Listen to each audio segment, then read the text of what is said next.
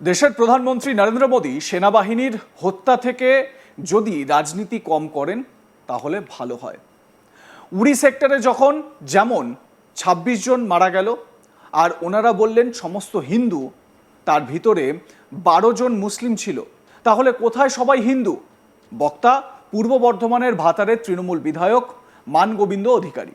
যেখানে অপারেশন সিন্দুরের পর দেশের সেনাবাহিনীর প্রশংসা ও বীরগাথায় পঞ্চমুখ প্রধানমন্ত্রী, প্রতিরক্ষা মন্ত্রী থেকে শুরু করে রাজ্যের মুখ্যমন্ত্রী মমতা ব্যানার্জি, যেখানে তৃণমূলের একজন জনপ্রতিনিধির মুখে এই ধরনের মন্তব্যের জেরে প্রশ্ন উঠছে। তৃণমূল কংগ্রেসের সভানেত্রী মমতা বন্দ্যোপাধ্যায় ভারতের বীর সেনানীদের প্রতি কৃতজ্ঞতা, শ্রদ্ধা, শুভেচ্ছা ও শহীদদের প্রণাম জানিয়ে প্রতিটি ব্লক ও শহরে পদযাত্রা করার কথা বলেছেন। সেই মতো ভাতার বিধানসভায় একটি পদযাত্রা করে সেখানকার স্থানীয় তৃণমূল নেতৃত্ব। বিধায়ক মানগোবিন্দ অধিকারী যার নেতৃত্ব দেন, দলের সর্বস্তরের নেতৃত্ব ও কর্মীবৃন্দ সহ তৃণমূল সমর্থকরা উপস্থিত ছিলেন। মিছিল শেষে বক্তব্য রাখতে গিয়ে বিধায়ক ফাউল প্লে করে বসেন। প্রধানমন্ত্রী সেনাবাহিনীর হত্যা থেকে যদি রাজনীতি কম করেন তাহলে ভালো হয় বলছেন বিধায়ক।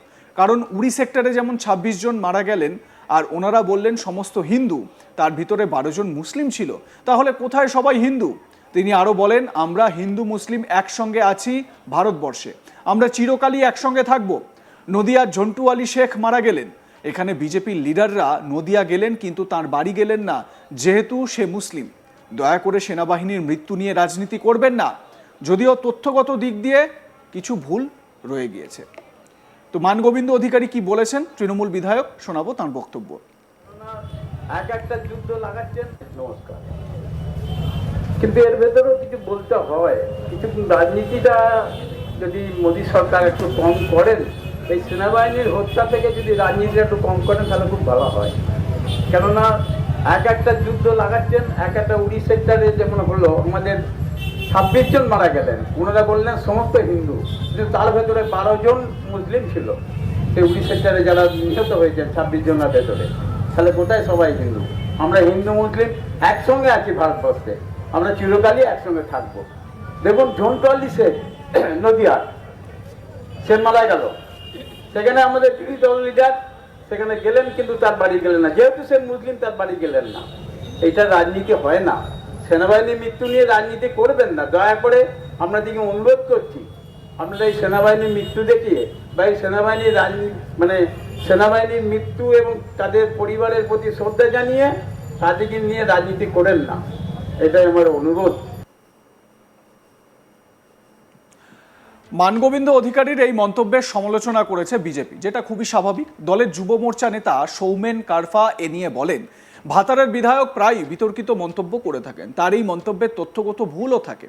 তার মন্তব্য প্রত্যাহারের দাবিও জানান বিজেপির যুব মোর্চা নেতা। স্থানীয় যুব মোর্চা নেতা সৌমেন কারফার বক্তব্য শোনাবো আপনাদের।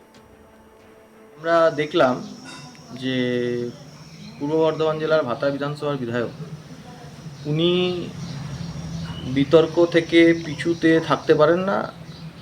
উনি এটা ইচ্ছাকৃতভাবে করেন না, ওনার জ্ঞানের পর্যাপ্ত অভাব আছে সেটা উনি নিজেই বলতে পারবেন। কিন্তু উনি একের পর এক যে বেফাঁস মন্তব্য করছেন, একবার বলেছিলেন রবীন্দ্রনাথের নোবেল চুরি করে বাংলার ছেলেরা ঠিক করেছে, শহীদের পা ধুয়ে আমি বিধায়ক হয়েছি, এ ধরনের একের পর এক আলপটকা মন্তব্য উনি করেন। তারপর রামনবমী বাংলার সংস্কৃতি নয়, দেশের হিন্দি বলে সংস্কৃতি, এসব ধরনের করেন। তো ওনার বিষয়ে যত কম বলা যায় ততই ভালো। আমার সহকর্মী সুজাতা মেহরা এ বিষয়ে তার প্রতিবেদনে কি বলছেন শোনাবো আপনাদের। অপারেশন সিন্দুরের পর তৃণমূল কংগ্রেসের সভানেত্রী মমতা বন্দ্যোপাধ্যায় ভারতের বীর সেনানীদের প্রতি কৃতজ্ঞতা, শ্রদ্ধা, শুভেচ্ছা এবং শহীদদের প্রণাম জানিয়ে প্রতিটি শহরে ব্লকে কিন্তু পদযাত্রা করার কথা বলেছিলেন। এবং সেই মতোই ভাতার বিধানসভার বিধায়ক মানগোবিন্দ অধিকারীর নেতৃত্ব কিন্তু একটি পদযাত্রার আয়োজন করা হয়েছিল এবং সেখানে তৃণমূলের সর্বস্তরের নেতৃত্ব, কর্মীরা এবং যারা সমর্থক রয়েছে তৃণমূল কংগ্রেসের, তারা কিন্তু উপস্থিত হয়েছিলেন, অংশ নিয়েছিলেন সেই মিছিলে। এরপর মিছিল শেষে একটি সভারও আয়োজন করা হয়েছিল, পথসভা, এবং সেখানেই বক্তব্য রাখছিলেন মানগোবিন্দ অধিকারী এবং তিনি সেখানে বক্তব্য রাখতে গিয়ে কিন্তু ভুল তথ্য দিয়েছেন। এই নিয়েই কিন্তু একটা বিতর্কের সৃষ্টি হয়েছে। মানগোবিন্দ অধিকারী দিন বক্তব্য রাখতে গিয়ে কি বললেন না, তিনি বললেন যে উড়ি সেক্টরে যেমন ২৬ জন মারা গেল আর প্রধানমন্ত্রী নরেন্দ্র মোদীরা বলল সমস্ত হিন্দু, তার ভিতরে ১২ জন মুসলিম ছিল, তাহলে কোথায় সবাই হিন্দু? এটা কিন্তু মানগোবিন্দ অধিকারীর বক্তব্য। এবং তিনি আরও যেটা বলছেন যে হিন্দু মুসলিম একসাথে ভারতবর্ষে সকলে আছে এবং চিরকালই থাকবো। নদিয়ায় ঝন্টু শেখের কথা তুলেও তিনি বলেন যে ঝন্টু আলী শেখ সেনা, সে কিন্তু যখন মারা গেল তখন নদিয়াতে তৃণমূলের বিজেপি নেতৃত্বরা গেল, কিন্তু ঝন্টু আলী শুধুমাত্র মুসলিম সম্প্রদায় হওয়ার জন্য তার বাড়িতে কিন্তু বিজেপির কোনো নেতৃত্ব গিয়ে দেখা পর্যন্ত করলো না। তিনি এরপর বললেন যে প্রধানমন্ত্রী সেনাদের মৃত্যু নিয়ে কিন্তু যেন রাজনীতি না করেন। দেখো, এখানে বলে রাখা ভালো যে ভাতারের তৃণমূল বিধায়ক উড়িতে যে হামলার কথা বলছেন সেটা কিন্তু হয়েছিল 2016 সালের 18 সেপ্টেম্বর, এবং জেইসি মোহাম্মদের 4 জঙ্গি ভারতীয় জম্মু ও কাশ্মীরের উড়ি শহরের কাছে একটি ভারতীয় সেনা ব্রিগেড সদর দপ্তরে কিন্তু হামলা চালিয়েছিল, এবং এই হামলায় কিন্তু 19 জন সেনা নিহত হয়েছিল এবং 19 থেকে 30 জন আহত হয়েছিল।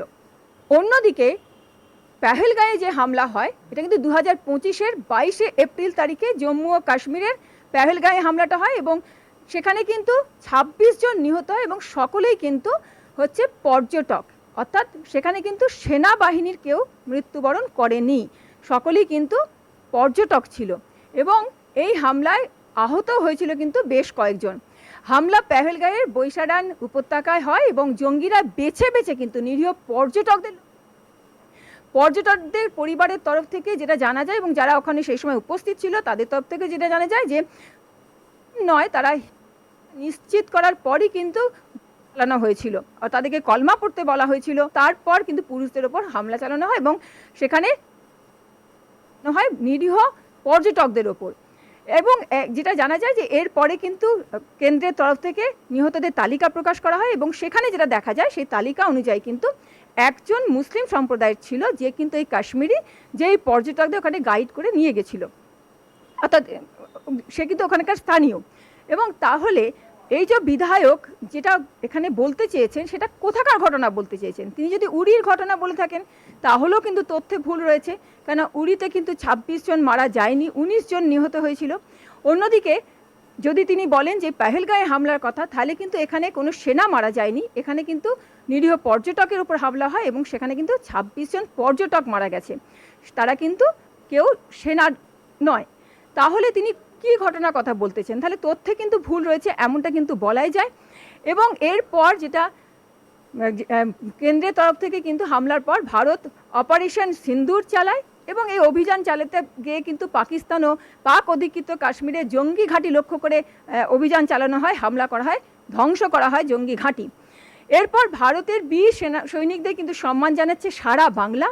একাত্মক বাংলার কণ্ঠ বলে উঠছে কিন্তু একটাই সুর, সকলের মুখে থেকে কিন্তু উঠে আসছে যে জয় হিন্দ। এবং এই মুহূর্তে তৃণমূল বিধায়কের এমন মন্তব্য ভুল তথ্য ঘিরে কিন্তু সমালোচনার সৃষ্টি হয়েছে, এমনটাই কিন্তু বলা যেতেই পারে। লাইক কমেন্ট শেয়ার করতে ভুলবেন না। দেখতে থাকুন আজ তাক বাংলা, সাবস্ক্রাইব করুন আমাদের ইউটিউব চ্যানেলটি।